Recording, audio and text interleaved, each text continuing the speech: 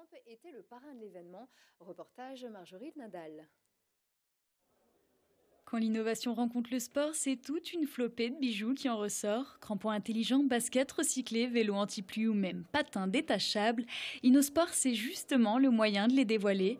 C'est aussi l'occasion de se rendre compte que les deux vont de pair.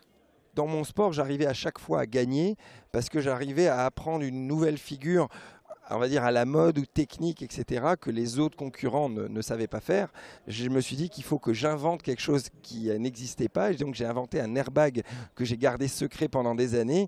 Et grâce à ça, j'ai pu continuer à apprendre des figures nouvelles et à rester au top. Donc les sports de demain, de toutes les façons, vont être de plus en plus reliés à l'innovation. Il y a beaucoup de trucs électriques maintenant. Après, il y a toujours les sports traditionnels où il n'y a pas d'innovation dedans. Pendant toute la journée, 38 innovations exposées. Un jury est présent pour décerner un prix dans 6 catégories différentes. De nombreux start-upers, parmi eux un nom célèbre et d'autres qui aspirent à se faire connaître.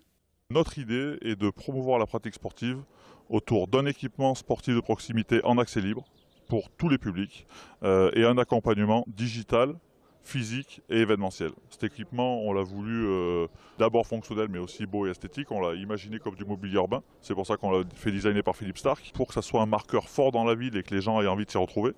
Et autour de ça, on est en train de finir de développer une appli qui va accompagner et délivrer des programmes d'entraînement individuels à chaque utilisateur. C'est une raquette à neige qui se monte avec des crampons à glace d'alpinisme classique.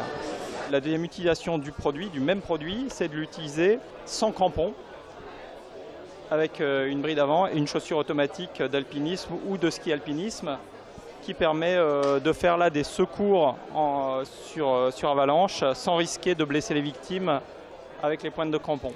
Et sans oublier le sport cérébral, chacun vient se creuser les méninges autour de tables rondes sur le thème des nouveaux usages et sport 4.0 qui peut-être feront naître les innovations des prochaines éditions.